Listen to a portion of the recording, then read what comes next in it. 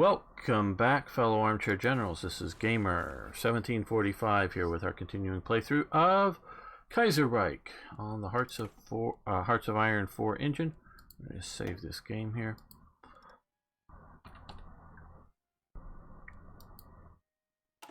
And so we're going to keep playing.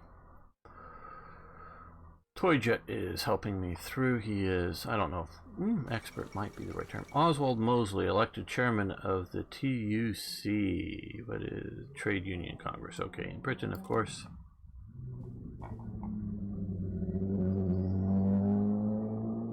Angetreten.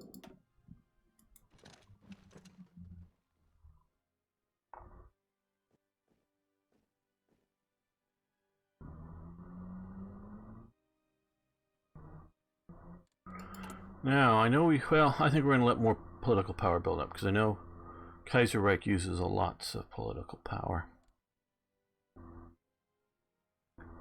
And not just...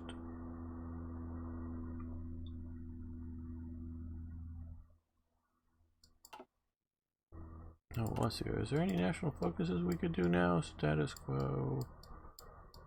Oh, come on. Okay, not that yet. Yes, we buy... Oh! Do we want to do public welfare reforms? Or do we want to do National Austerity Council? Oh, you need to be social conservative to do this. Oh.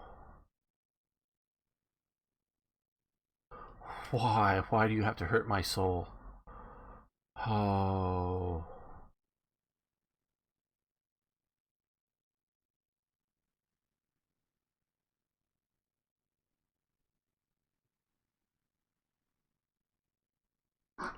Well, I guess these aren't so bad.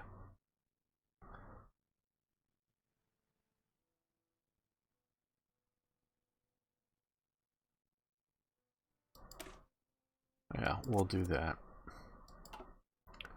Under these guys, okay. Minimalist government. Minimalist government.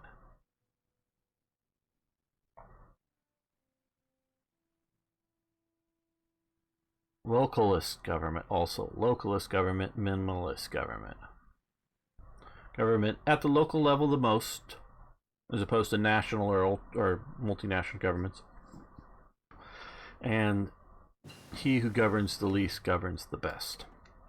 So, not that we can't, or not that you need some level of governance, because whether it's the evil corporations, which are really just evil people running them, or whether just criminals, or obviously if you think criminals have broken some law, even if people haven't broken the law but are coup d'etat in Siam, but people that are maybe within the law but doing things that hurt others, there'll always be those. So we always need some level of government.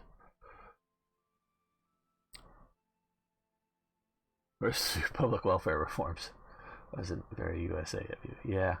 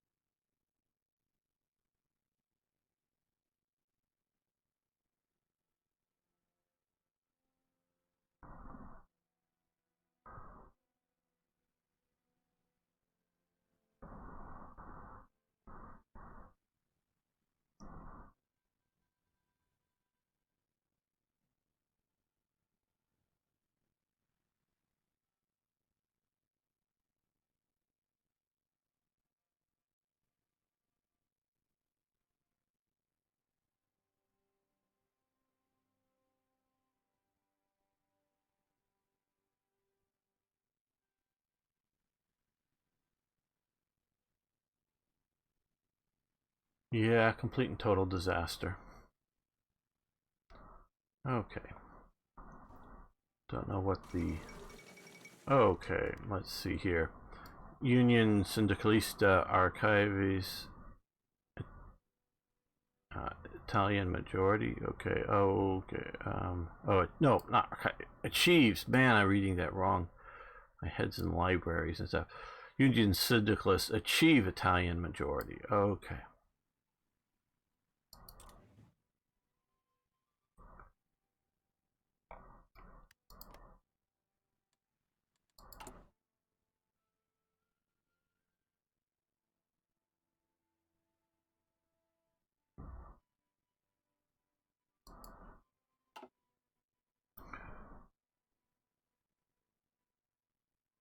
Yeah, but from what I understand, most of Scandinavia isn't very socialistic.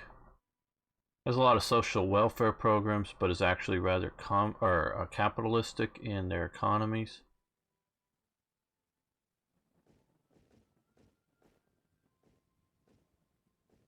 Because I don't know if your government seizes the means of production. See, like in Britain, under the Labour Party, most, if not all, of the automobile manufacturers were seized by the government, meaning the government took them over and owned the automobile manufacturers.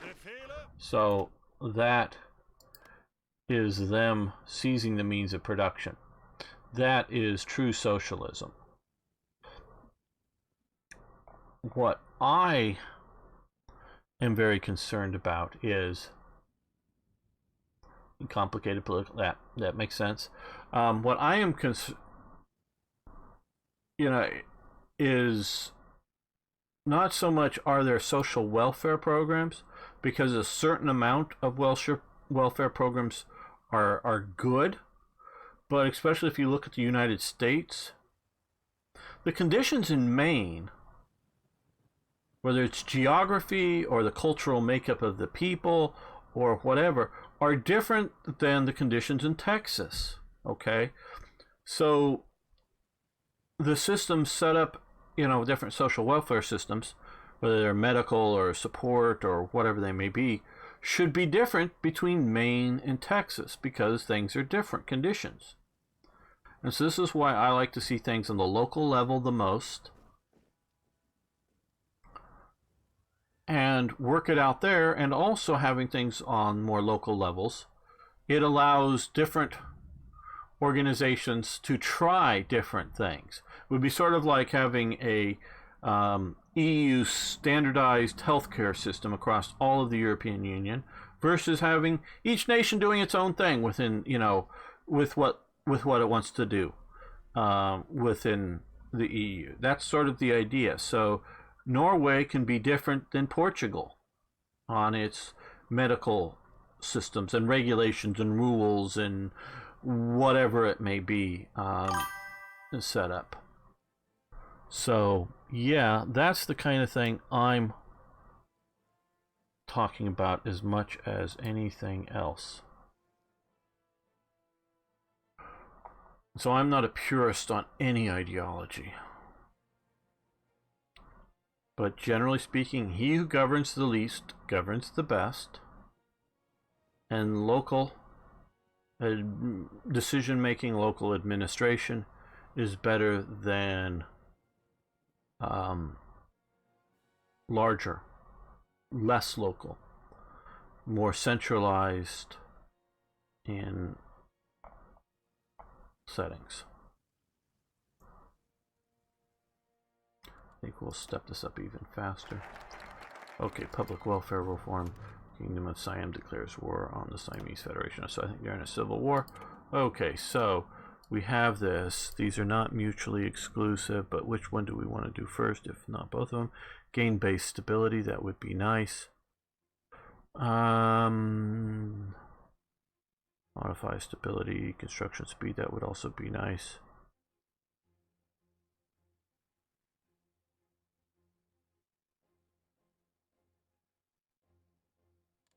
Yeah, divided society. Okay, stability minus 20%. So we're going to modify that if we go down this other one. So we'll take this one. Work for the workers. That'll get us back up to better construction speed.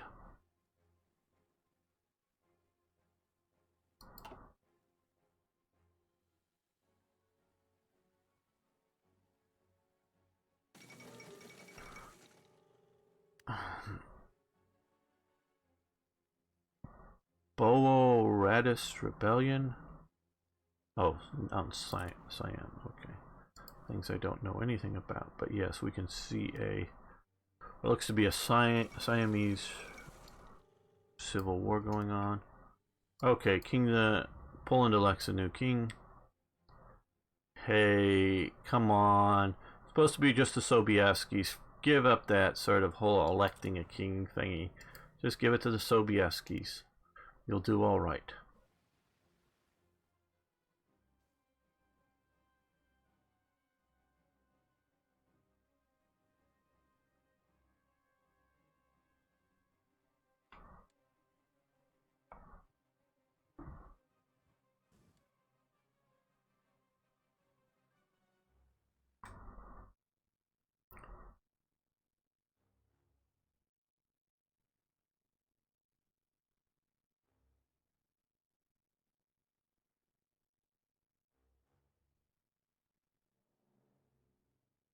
Okay, so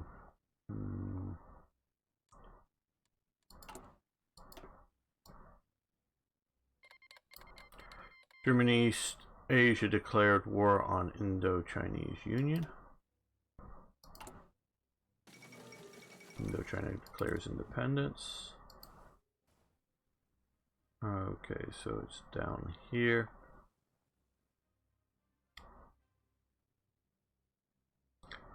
Well, unless there's a major Syndicles arms shipments, the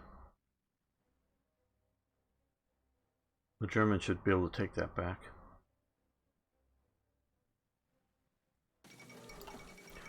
Manuel Charles assumes control of Argentina. I don't think we care. Maybe even Patagonian Workers Front. Is there really enough? Is there really enough out here in Patagonia? Oh man, I have to wonder some of these things, because you can get, Patagonia, to my understanding, is a rather open, arid type terrain that's rather underpopulated. So I don't see it as very useful for guerrilla warfare, and I think conventional armies would be able to roll over it pretty damn easily. So I don't see that as a thing other than a Kaiserreichian want to have civil wars and actions going on. Okay, people are declaring war on each other. Is it somewhere out here? Or is that up in here? I don't know. Or is that out in the desert, I think? Maybe, yeah. Here we are. Okay, these guys.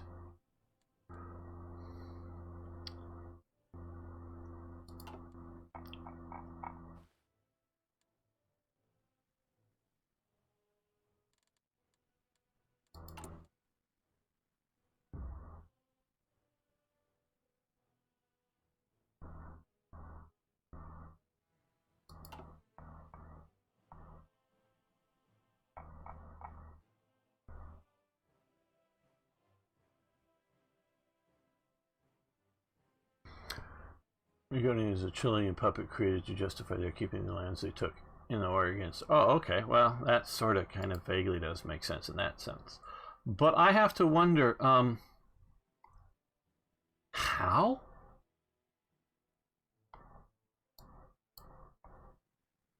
Like you see here, that a lot of this is, I mean, they've done a good job of making a lot of it is impassable, and there are definitely passes through here, but I don't really see Chile taking that territory from Argentina, but that's just my perspective of it. Mechanical computing and dispersed industry. Okay, that will all help us greatly. Okay, back over to here. So we're not yet in 1937, and I don't want to pursue these faster. Synthetic oil, fuel silo to then come to here. Maybe. That's in 38, so we don't want to quite push there. Fire control systems. Let's.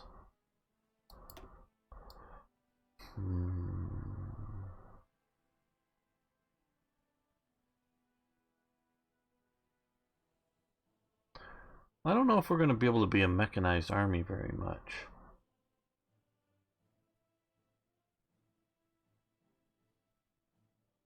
I don't know that we're going to use mass populations either, so...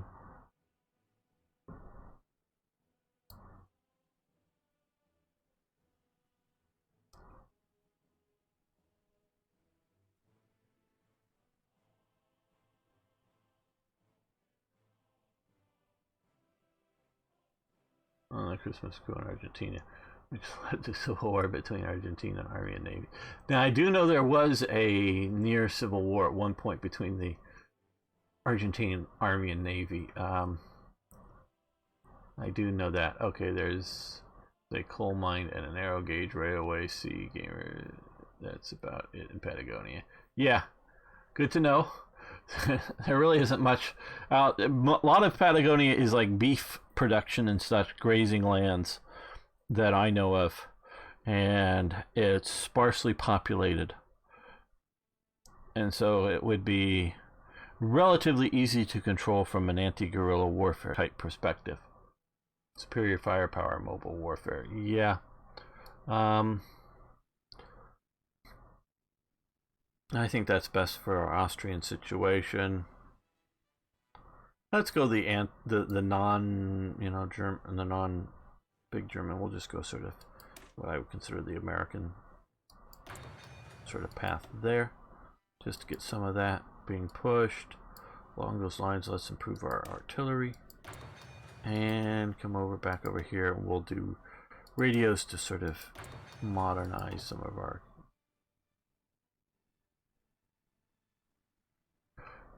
tank buffs. So I don't know how much tank, because I don't know how much industry we're going to have to build lots of tanks, because a lot of Austria's arms industry, I do know, is up here in Moravia or Bohemia here. So I don't know our access level to that's going to be, how effective that's going to be up here.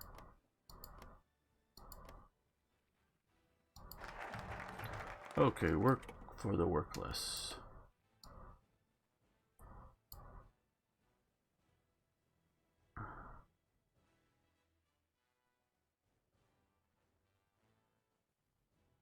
Okay, that's already done our stability up a lot. So we're going to push down here, I think.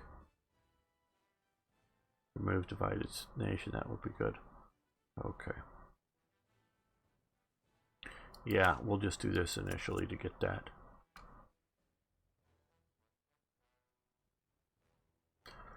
Because I think we are producing some tanks. We don't, well, we do have an armored division template. We've got like 38 and we're doing 0.1. So tanks aren't going to be our major thing, I don't think. Not that I wouldn't want them to be. Still just trying to, obviously we've been hit by the Black Friday situation, but hopefully we'll get rid of some of the penalties to build up our civil economy. But we've been not quite a year yet, but we haven't even built a single civil factory.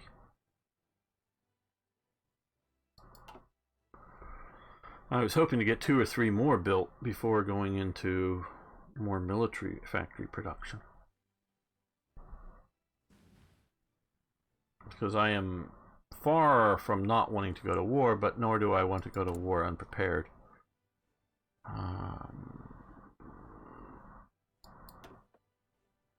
Okay, economics.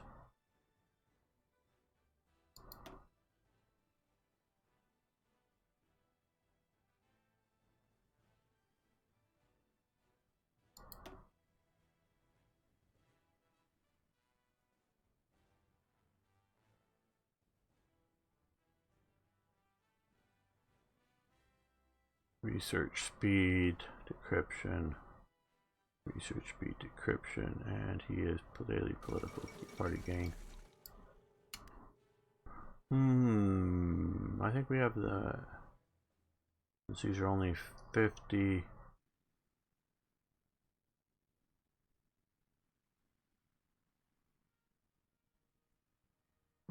let's go with that for now. Okay, creation of international avant-garde. Combined efforts of the Commune of France and a few days ago birthed the International Avant-Garde, a program that aims to create united artist style for art and genre for the music. Oh man. Art should be free, you loony leftists. Okay, inner warfighter. So now we're actually able to produce naval bombers, but let's update our fighters.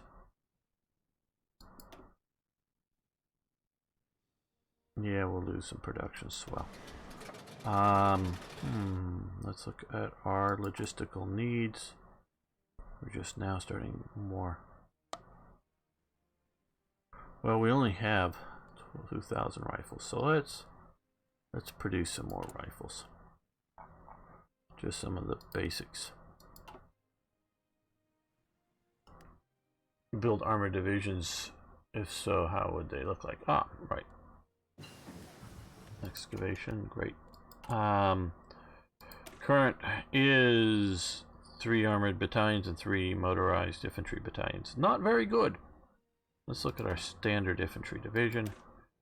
It is just your standard 9 brigades or whatever, or 3 brigades, but 9 battalions and artillery support. I think, seeing that, what we're going to do here is, now that we're still in 36, so we're going to come over to here and yeah, let's do anti-tank guns, just in case we run into some nasty people with tanks. We can have at least some chance at dealing with that. Jack Reed elected president in the USA. I don't remember him from before. Don't know who he is. Okay, he's a syndicalist of America.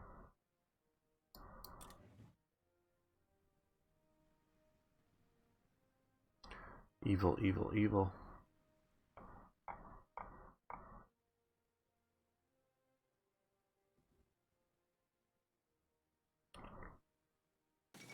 Okay, elections in Italy. Republic of Italy, diplomatic developments. Interesting.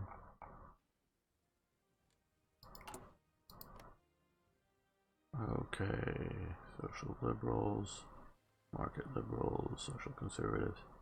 They're all over the place. The commie, yeah. Well, syndicalists are definitely a type of communalism, yes. Sweden is joined. So Germany is expanding its influence.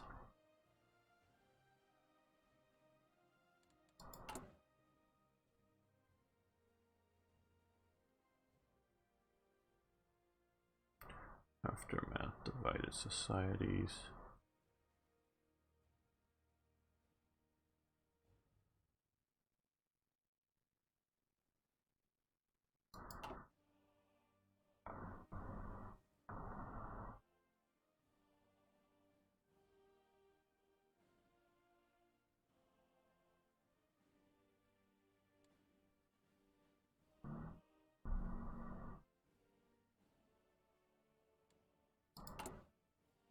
Yeah, we're still mostly SDAP.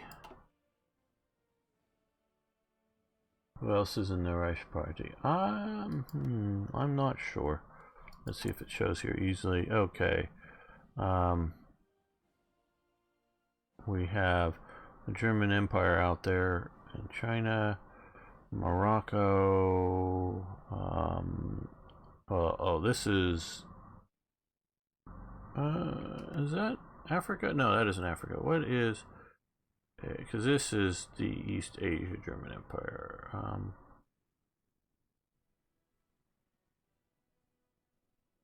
I don't know. Oh, that's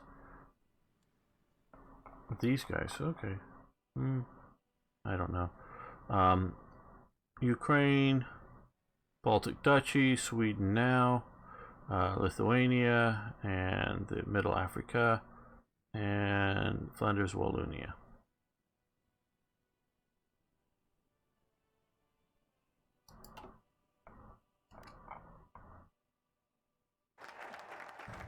Initial recovery, very good. Now I think we'll jump over into schools, hospitals, and parks.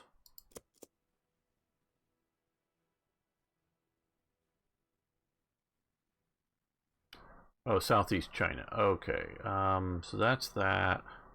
Oh, and Germany East Asia is the other. Okay, the Indochina Asia. Yeah, okay.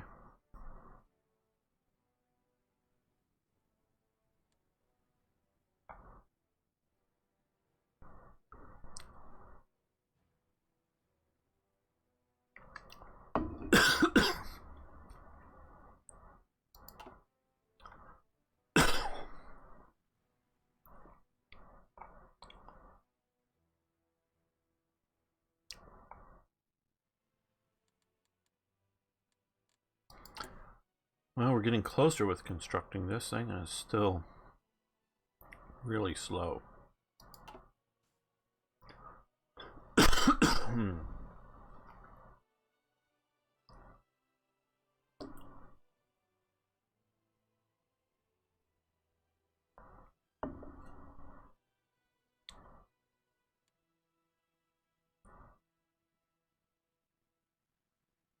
We don't want to go to war right now.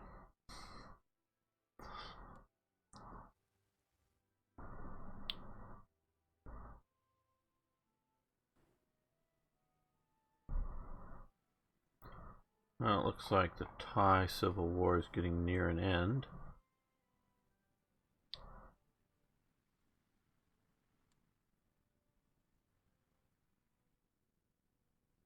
And how are the desert fighting? Well, that also looks like it may be getting near the end once they take that city.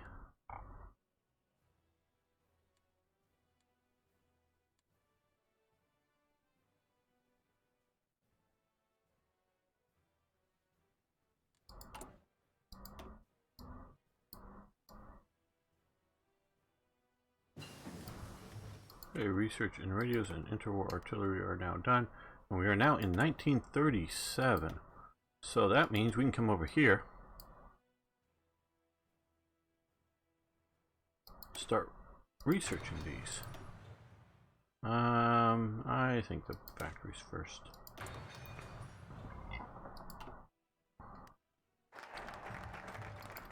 And schools, hospitals, and parks are done. Let's see.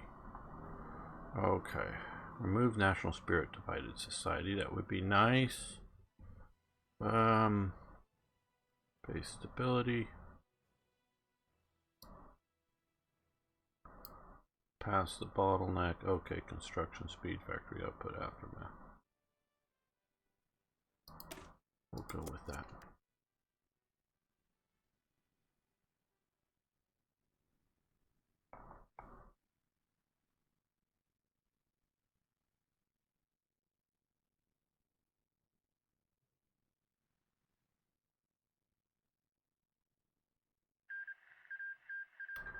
Yeah, okay, there we go. Peace is now restored here.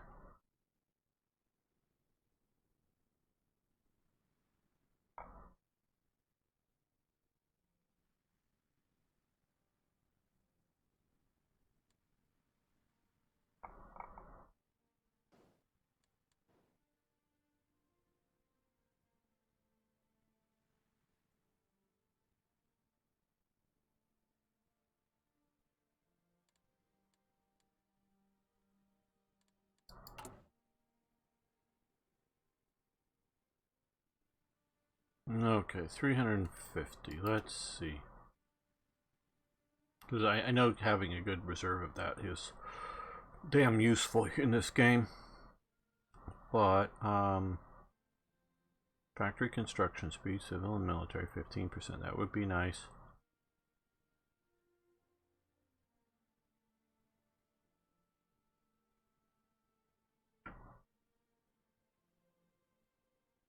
Okay, we don't have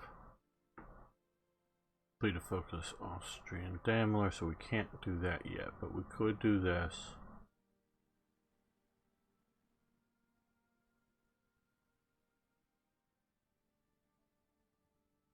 Helps research and refinery construction, so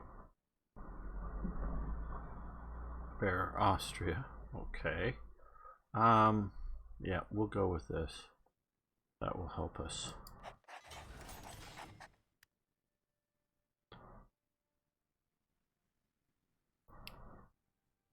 I really must say they've done a good job at making this look well with the various images.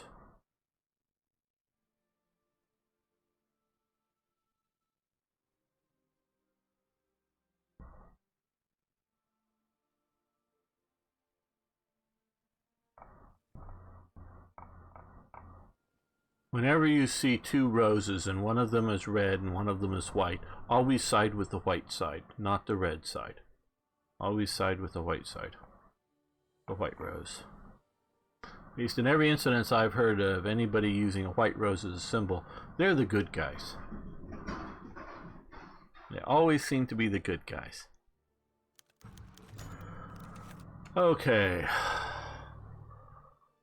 Muscularch preparations every 10 years since 1867. Austria and Hungary delegations meet to discuss how much each side of the empire puts into the common ministries for foreign, military, and financial affairs. However, due to their loss and demand for reparations for the Croatian territories, the renegotiations of 1927 came to a standstill, resulting in Hungary not having paid anything into the common treasury for the last decade. Hungary's state as renegade crown under Kaiser's reign has been a thorn in Austria's side for a while now, and at least some effort has to be made to bring them back into the herd. Okay, invite them formally. I guess so, since it's my only choice, and I probably would have chosen that as well, but yeah, okay. Okay, we're getting more factories coming online.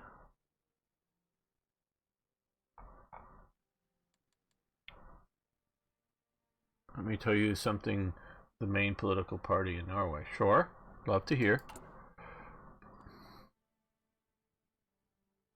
Okay, we seem to be building up good numbers of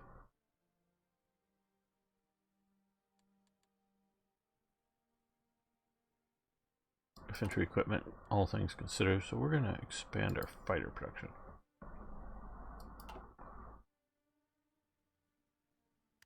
Kinda. Yeah, well, okay. And I do want to hear what you're going to say, Toy Jet, but you got to realize conservative and liberal. And I'm not talking about just those terms. Conservative means they want to conserve what is good now, status quo in a particular country's settings.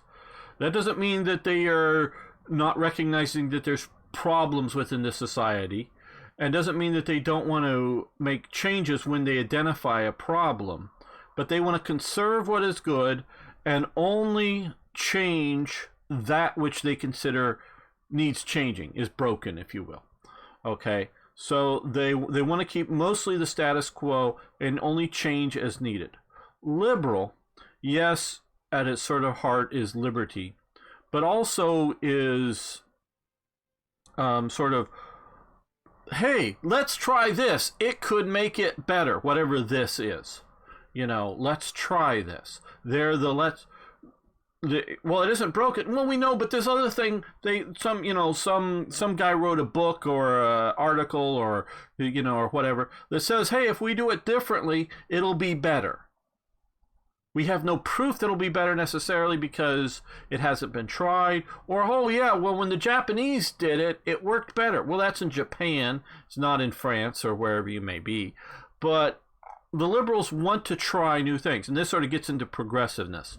So that's sort of liberal. That's why liberals and progressives often work together. Though progressives have their end goal of their utopia involved. But so liberals are sort of for change's sake. Conservatives are for keeping the status quo unless they identify that there's a problem with it. Reactionaries, on the other hand, they want to go back to something before that it is now. You know, like there's been some recent thought by some people, including Sargon of Akkad, that they should get rid of the Supreme Court in Britain, because I didn't even know they had a Supreme Court until just recently, and it's just under Tony Blair's government that they put a Supreme Court in, and it's been shown to be very political and not just interpreting the laws. You know, if a lower court makes a decision, does the upper court, is it just interpreting the laws, or is it trying to be political? So the U.S. has a Supreme Court. It's great. I love it. I don't know if it's right for Britain. So a reactionary would want to go, hey, no, before we had a Supreme Court, it was better in Britain. We want to go back. We want to abolish it and go back. A conservative would go, hey, we have a Supreme Court. We don't want to change it, or we're not trying to get rid of it. But if we think there's a problem with it, we just want to fix the problem. And of course, a revolutionary just wants to overturn the whole system on the sort of the far left. So a conservative in Norway can be different than a conservative in France and different than a conservative in America, because they're all trying to conserve different things. And so that is sort of a key element. So when you're talking about different countries, so what may be a conservative in Norway may be very different than a conservative in America. But let's see what told you. The most prominent party for the last 80 years is the Workers' Party, and their symbol is indeed the red rose. Liberals is just as social justice warrior, anti-tradition these days. Well, yeah, today it's because they're mostly progressives or leftists and not liberals, not classic liberals, and even the Liberal Party in Britain is sort of going social justice warrior and not being a sort of free market laissez-faire party. So it's sort of being more social justice, maybe a little less socialist than the Labour Party, the Liberal Party in Britain, or Liberal Democrats or whatever they want to call themselves, but they're going nutty left. You're right about that. You can show us your divisions, and okay, we will look at that in a moment, Arno. Both the Liberal and the Conservative parties are so equally sized that one side never gains any kind of large advantage in politics. Half of your divisions are shitty lanes with nothing but 6 battalions of infantry. Okay, so we should switch those over. Solution, use both roses. Nope. Lancaster, Stuarts, the Scottish Stuart White Rose, the Lancaster White Rose, the White Rose group of students that were anti-Nazis in Germany. Every time I see White Rose, I know it's the right side. Don't go with that BS. So whenever you see the White Rose, they're the good guys. Sometimes the good guys lose. Okay, so we've been informed that some of these divisions are less than ideal.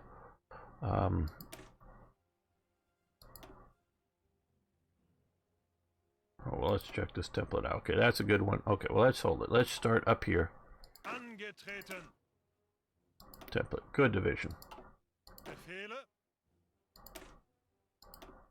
Bad division. Okay, so we're going to change this to a infantry division.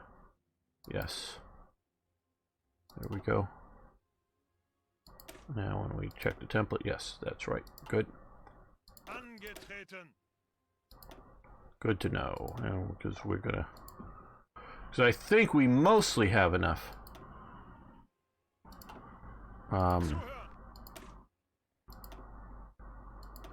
equipment to do this. Is why I'm doing it. And if we don't have completely everything, hopefully they will be able to soon. Oh, yeah. Soon get to it. And I'd rather have these good divisions, all these good divisions, and not bad ones, since we have, quite honestly, so few, at least by my viewpoint. and for our empire size, we may want to build lesser divisions at some point just to have more as whether anti-partisan or no, let's just make sure before we start hitting change everything.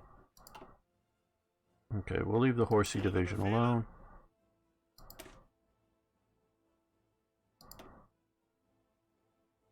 No, this is a good one, I think. Yeah, this is a good one. I think this is going to be a bad one, so let's check. Yep.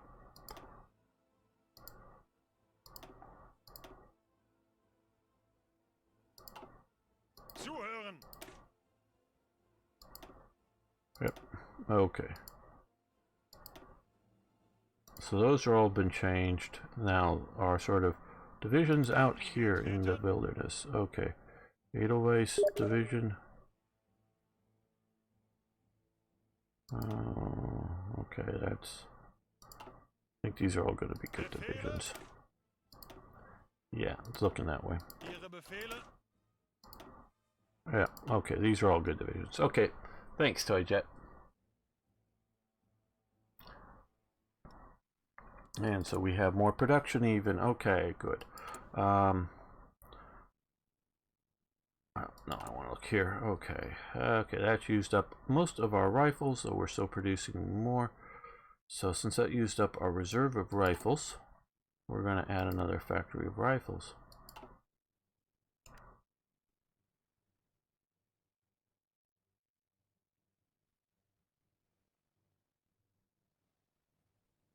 And we're going to end the episode, not the live stream, so nobody go anywhere. But we're going to end the episode here. I want to thank you all for watching. Thanks for liking the videos. If you haven't already, please subscribe for more, well, hopefully historically based videos, but obviously these are a bit wacky. So see you next time for more Hearts of Iron.